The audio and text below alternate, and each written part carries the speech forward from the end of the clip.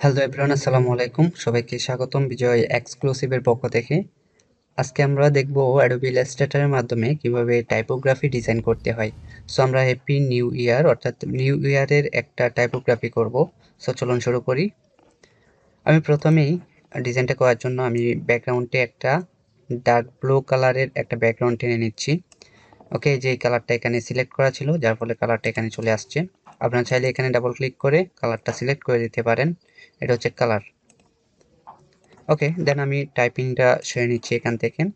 আমি প্রথমেই 2021 এই লেখাটা আমি শিফট ধরে লেখার পরে এভাবে বড় করে দিলাম। দেন আমি যদি এখানে ফন্টের স্টাইলটা একটু চেঞ্জ করে রসো ওয়ান নামে একটা ফন্ট আছে, এই ফন্টটা আমি ইউজ করতেছি এখানে। ইউজ করার পর আমি এখান থেকে যদি কালারটা একটু চেঞ্জ করে দেই, তো আমরা এখানে টেক্সটটা পেয়ে গেলাম। এই টেক্সটটা শিফট অল্টার ধরে একটু বড় করে আমি অল্টার ধরে এখানে একটা কপি করে রাখলাম। দেন আমি এই টেক্সটটাকে সিম্পলি রাইট বাটন ক্লিক করে ক্রিয়েট আউটলাইন করে দিচ্ছি। আউটলাইন করে দেওয়ার পর আমি এখান থেকে কালার থেকে প্রত্যেকটা টেক্সটের জন্য আলাদা আলাদা আমি কালার প্লেস করে দেব।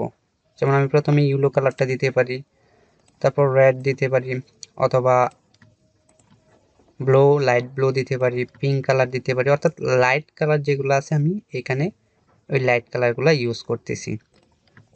ওকে, এখানে কিন্তু ডার্ক কালার যদি আমি ইউজ করি, যেমন ডার্ক কালার হচ্ছে এটা ডার্ক, তখন কিন্তু আমাদের এটা তেমন স্পষ্ট হবে না। সেজন্য আমি লাইট থিমের যে কালারগুলো আছে, যেমন এই যে গ্রিনের লাইট, এটা হচ্ছে ইউলো একটা লাইট কালার, ব্লু এর এটা হচ্ছে একটা লাইট, যেমন এটা হচ্ছে ব্লু লাইট, লাইট থেকে এভাবে ডার্কে চলে আসছে। এটা হচ্ছে পুরোপুরি ডার্ক।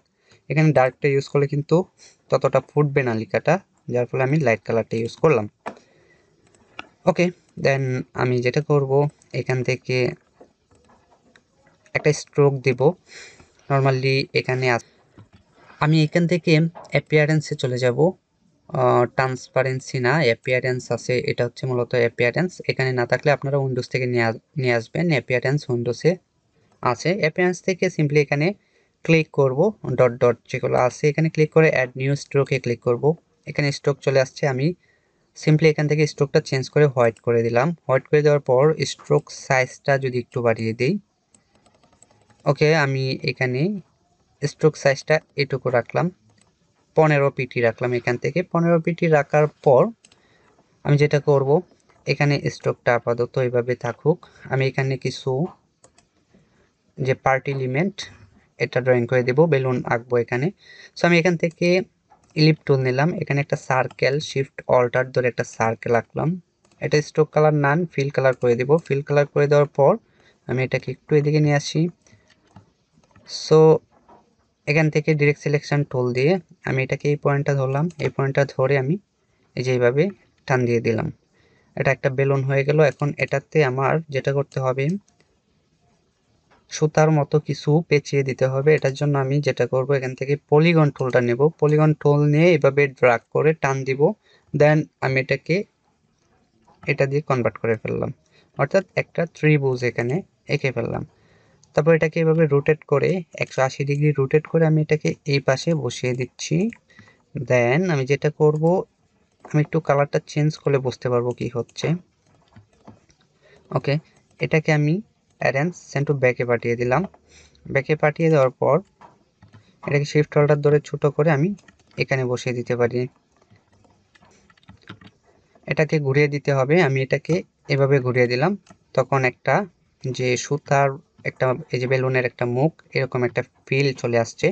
আমি চাইলে এই কর্নারগুলো একটু রাউন্ড করে দিব। এখান থেকে এতে ক্লিক করে ডিরেক্ট সিলেকশন টুলটা নিলাম, এই দুটো পয়েন্ট ধরে শিফট ধরে আমি একটু কার্ভ করে দিলাম। কার্ভ করে দেওয়ার পর এভাবে সিম্পলি একটু টান দিয়ে ওকে আমি এটাকে মিডিলে অ্যালাইন করে দিলাম। দেন আমার এখানে সুতা দেওয়ার জন্য আমি যেটা করব, নর্মালি যে পেন ব্রাশ টুলটা আছে, পেন ব্রাশ টুল থেকে সিম্পলি আমি আমার মতো করে এভাবে একটা সুতা ড্রয়িং করে দিতে পারি। কন্ট্রোল জেড, আমার সেকেন্ড ব্র্যাকেট দিয়ে আমার ব্রাশের সাইজটা কমাতে হবে। ওকে, এটা হচ্ছে একটা স্ট্যান্ডার্ড সাইজ। দেন আমি এখান থেকে জাস্ট এই যেভাবে আমার যতটুকু প্রয়োজন আমি চাইলে এভাবে একটা সুতা অ্যাড করে দিতে পারি। ওকে, চাইলে আমরা ডিরেক্ট সিলেকশন টুল দিয়ে আমরা প্রত্যেকটা অংশকে আমরা মডিফাই করতে পারবো, যেটা যতটুকু প্রয়োজন এভাবে মডিফাই করে নেব আমরা। এখন আমি এটার একটা কালার দিচ্ছি, যেহেতু আমি এই কালারটা ইউজ করব এখানে। দেন এটাকে এই কালারটা কনভার্ট করে দিব। যে স্ট্রোকটা আছে, স্ট্রোকের আমি হোয়াইট কালার দিয়ে দিচ্ছি স্ট্রোকটাকে, যেহেতু সুতা এটার অন্য একটা কালার হতেই পারে। দেন আমরা এটাকে চাইলে ছোট বড় যতটুকু প্রয়োজন ঠিক ততটুকু করে দিব। এখানে একটা এই যেভাবে একটা সার্কেল এঁকে দিচ্ছি, মানে এটা বোঝা যাবে যে সুতাটা এটার সাথে পেঁচিয়ে আছে, এরকম কিছু একটা লুক আনার জন্য আমি এটা এখানে দিচ্ছি। দেন এটাকে আমি আরেকটু বড় করে দিতে পারি, আর একটু ছোট ছোট বড় করে আমরা দেখতে পারি যে কতটুকু প্রয়োজন। তারপর সবগুলো সিলেক্ট করে যে বাড়তি অংশ থাকবে, বাড়তি অংশগুলো আমরা চাইলে অল্টার দিয়ে ডিলিট করে দিতে পারি।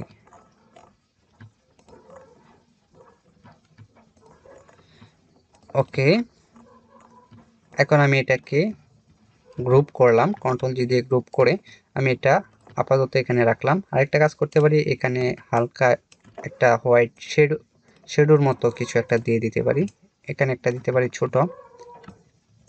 দেন এটা দুইটা ধরে এখান থেকে অপাসিটিটা একটু কমিয়ে দিচ্ছি, এই যে এরকম একটা ইফেক্ট চলে আসবে। আমার এই স্ট্রোকটাকে এক্সপান্ড করে দিতে হবে, অবজেক্ট থেকে আমি এক্সপান্ড করে দিলাম স্ট্রোকটাকে। ওকে, আমি এটাকে এই পাশেই রাখছি। দেন আমি যেটা করব, এই যে স্ট্রোকটা যেটা নিয়েছিলাম, এই স্ট্রোকটাকে আমি সিম্পলি এখান থেকে স্ট্রোক যে প্যালেটটা আছে, প্যানেলটা আছে, স্ট্রোক প্যানেল থেকে আমরা উইন্ডোজ থেকে প্যানেলটা নিয়ে আসতে পারি। কি করব, সরি, আমি স্ট্রোক প্যানেল না, অ্যাপিয়ারেন্স থেকে নর্মালি যে স্ট্রোকটা আছে এই স্ট্রোকটাকে আমরা চাইলে কমিয়ে বাড়িয়ে মডিফাই করে নিতে পারি। তারপর এটাকে আমি যদি স্ট্রোকটাকে অবজেক্ট থেকে এক্সপান্ড করে দেই,